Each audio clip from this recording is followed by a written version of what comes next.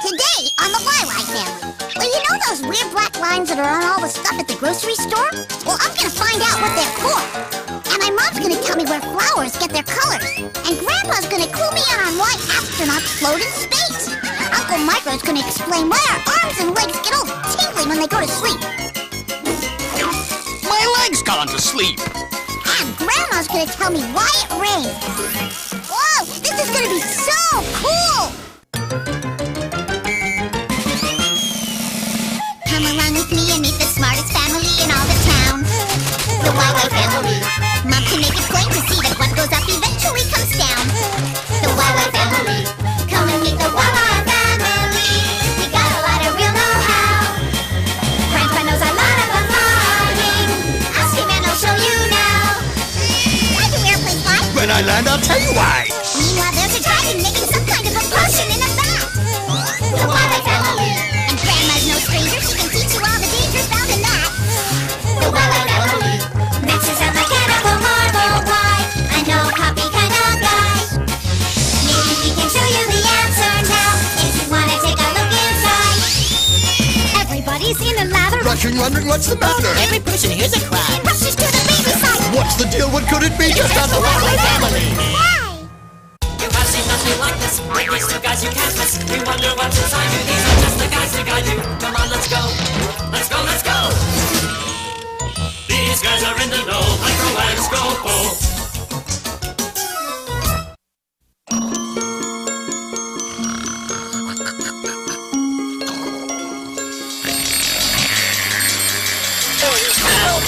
I can't feel my arms! What is it, Micro? What's wrong? I can't get up. Why not? Because my arms are asleep.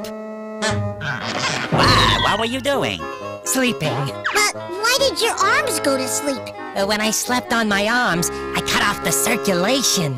What's circulation? Well, the best way to answer your question is to go directly into an arm or a leg. But I can't work the gizmo controls. Aha! No problem, Micro. I can do it. Where are we, Uncle Micro?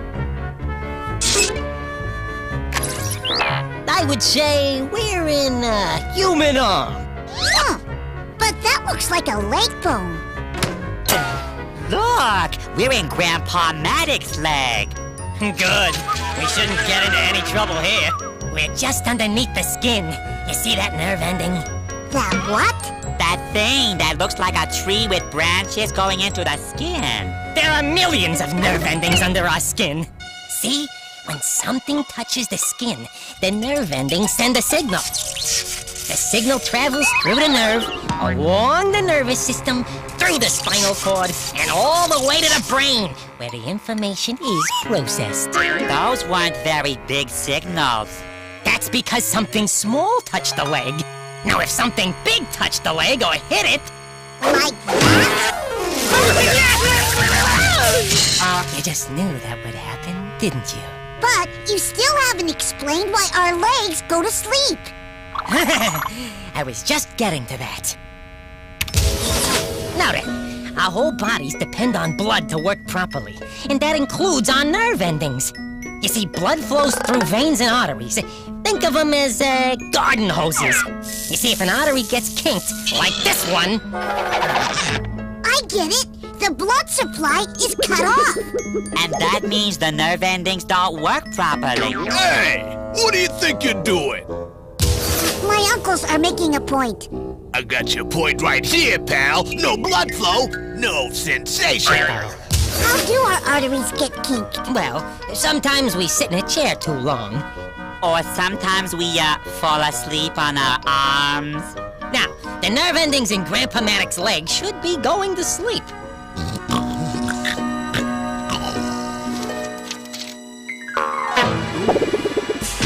Thunder and tarnation! My leg's gone to sleep. What's going on? I don't know. We better get out of here. Ah, that's better. And that, Victor, is why our limbs go to sleep. Why do grown-ups Don't act so silly.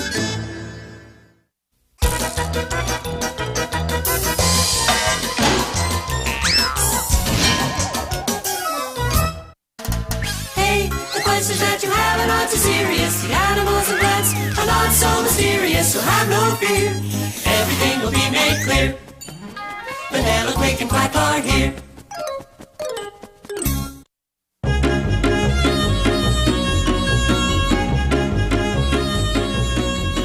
Gee, Dad, the house looks great painted a different color. Did you paint those flowers too? No, flowers and leaves don't need paint. They make their own colors. Well, why do they make colors? Yeah, to attract insects, I think. Why don't you ask your mother? She knows all about this stuff. But where is Mom? Do you know where she is? Huh? Do you? What is going on out here? Daddy said that the flowers make their own colors, all by themselves. He's absolutely right. He is? Come on, I'll show you. Plants can make colors naturally with their pigments. Pig what? Pigment. It's a coloring substance contained in plants. Quick and Quack, you're in charge of visual aids. Let's start with chlorophyll. It's what makes plants green. All plants have it. Grass, bushes. Pine trees? Yes, and lettuce. This time, I'll do the sawing. Now, plants with yellow, like mimosa or sunflowers, get their color from a pigment called xanthophyll. And buttercups? And yellow leaves in the fall? Or acacia flowers like these. Anthocyanin, on the other hand, is a pigment which can be red as in poppies, purple as in petunias, mauve as in hydrangeas, or blue as in periwinkles. Plants only make colors if they're useful. In this case, their colors help them reproduce. Do you mean to say that Daddy and Mommy plants make baby plants with their flowers? Yes, flowers are plants' breeding organs. And to breed, flowers need some help from insects. Like bees, for instance. You see, unlike Mommy and Daddy animals, flowers can't move around. So they need bees and other insects to move around for them.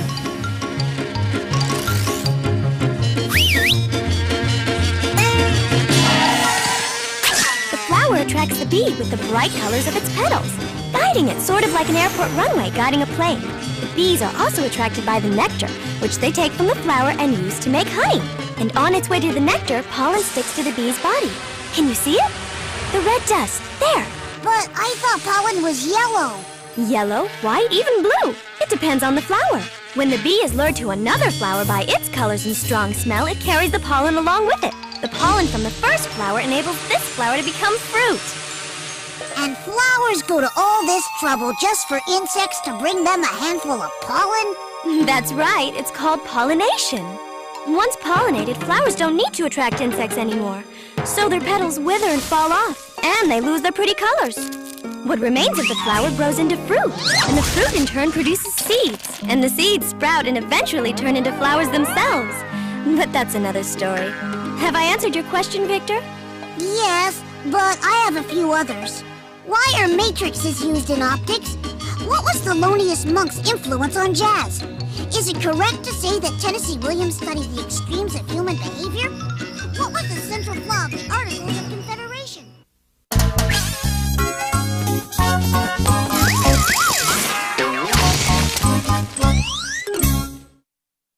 Who has all the answers about the sun and moon and stars? That would be Zygo and Magic. Who can tell us all about the atmosphere and Mars? That would be Zygo and Magic. Pick a spot in outer space, they've been all around the place. Zygo and Magic, here they come.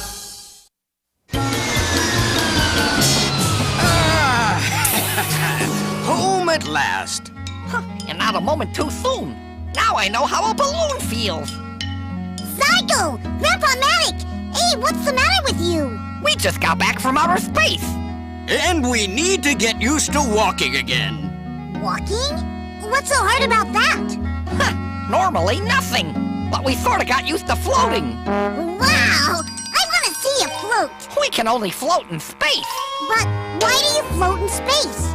Well, do you know why things fall when you drop them? Why? Because of gravity. Everything in the universe pulls on everything else.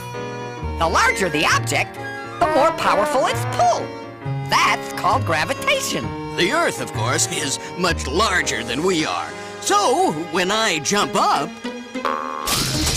You're pulled back down again. Right! But when we're out in space, we're far enough away from the Earth that the pull of its gravity is much weaker. So, we float. So, does that mean your ship keeps floating farther and farther away from the Earth? No, there are some other forces besides gravity that keep the ship in orbit around the Earth. Look, here's the Earth. If this man jumps off this mountain... Ouch. He falls. That's gravity. You're telling me? Yes, but he doesn't fall straight down. He falls on a curve. Ouch. There are several forces which affect how something falls. Gravity we know about. Do we ever? Ouch. The Earth's gravity is always the same. But if we make our little man go faster...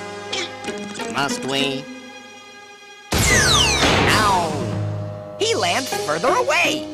The higher his speed, the bigger the curve of his fall. Kids, don't try this at home. If he uses a rocket... Oh, great. It's rockets now. He'll travel at a very high speed. The rocket falls eventually, but it falls parallel to the Earth. So the rocket orbits the Earth. Zygo, my boy, you said there were several forces, but you've only mentioned two. Well, the third factor is centrifugal force. It pushes the rocket away from the Earth. We can show you that one firsthand. Science is always better with ice cream. Here we go. When the car turns in one direction, your body is pulled in the opposite direction. That's centrifugal force. It pushes you to the outside of the curve the car makes when it turns. Wow! Something similar happens to spacecraft. Because of gravity, it falls in a curve towards the Earth. But at the same time, the ship is pushed in the opposite direction by centrifugal force. The centrifugal force pushing it is as strong as the Earth's gravity pulling it. So we say that the spacecraft is in orbit. Enough theory. Let's go see how all this works in outer space. Whoa, yeah!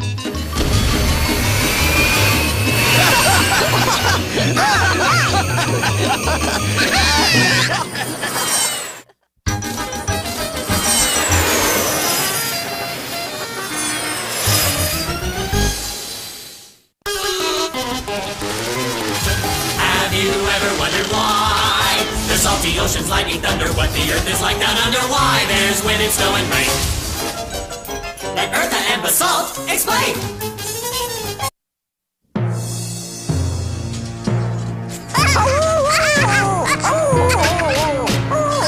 Our rain dance is working, Zygo.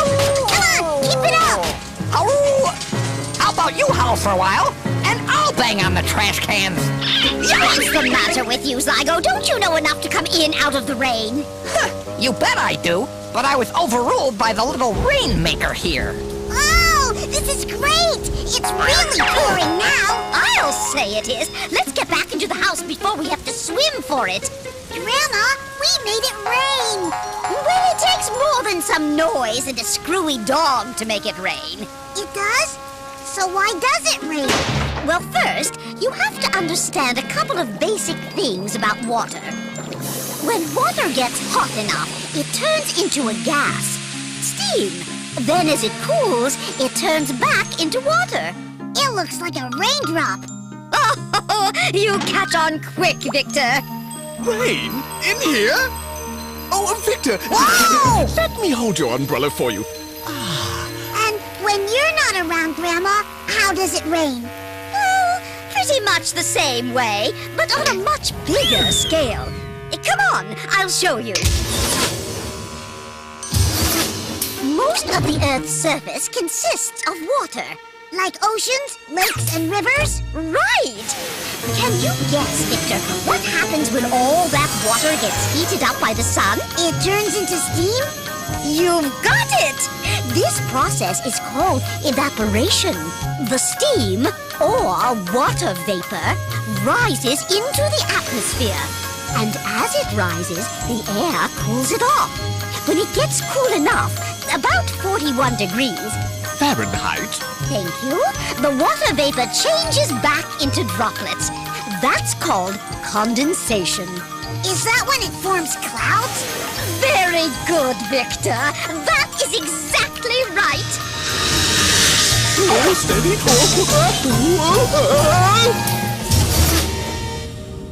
Hey, it's raining! Raining? I've got to get out of the rain!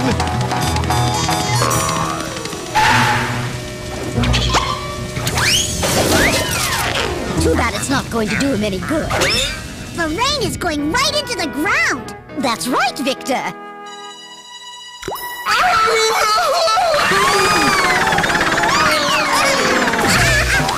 And now we'll see how the water flows underground. Where are we going? To a lake, or maybe the ocean. Where the water will evaporate again and form more clouds and make more rain. Congratulations, Victor. You've just described the water cycle. Come on, Victor, let's go home. Huh? That's funny. I don't remember locking this door.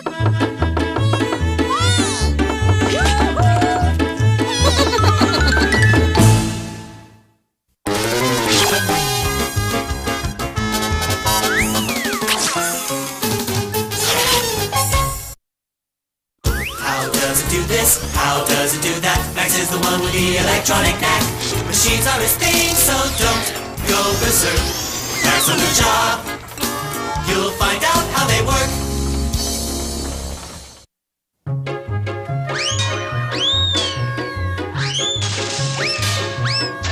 Hey, Mom! Victor, what are you doing? I'm looking at these funny black lines. What are they for, Mommy? Max!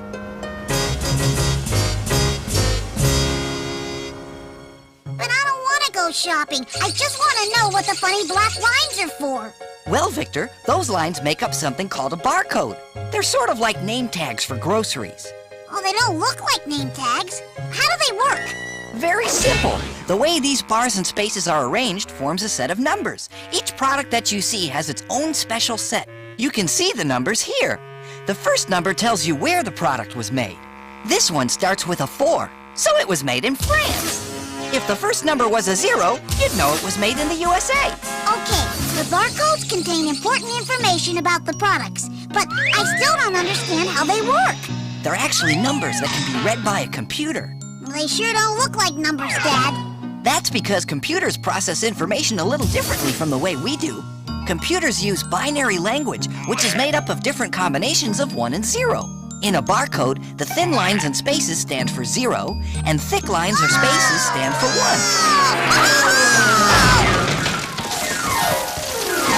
What the? I'll tell you what. To see how the barcodes work, let's check out the checkout! Wow! Hey, look, Dad! There's nobody in line! I forgot milk!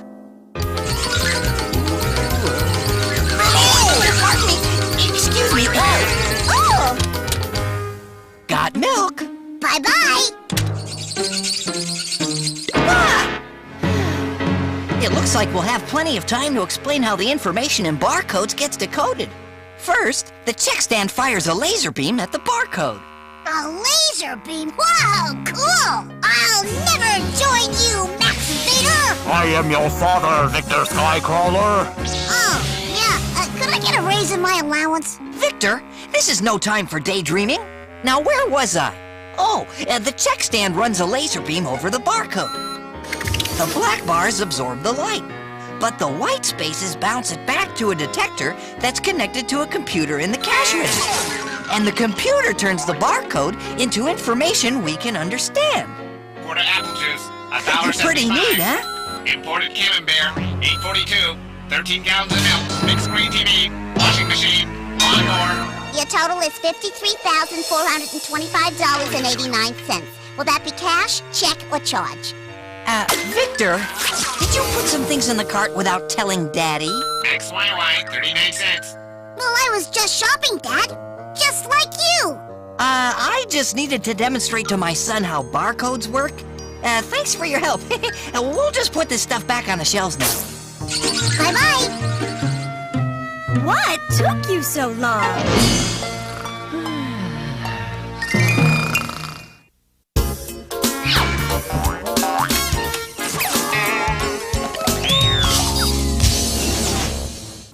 Well, Victor, what'd you learn today? Oh, tons of neat stuff. I learned that flowers use their bright colors and pretty smells to attract insects, and that helps them to make more flowers. I learned that if our nerve endings don't get enough blood, that can cause our arms and legs to go to sleep. I learned that those barcode thingies, contain important information about the products they're on. Information that can be read by a computer. Washing machine, lawnmower. And then I learned that when water heats up, it turns into water vapor that condenses into clouds and becomes rain. I've got to get out of the rain! Sounds like a pretty big day. It was, but I still have plenty of questions left for next time.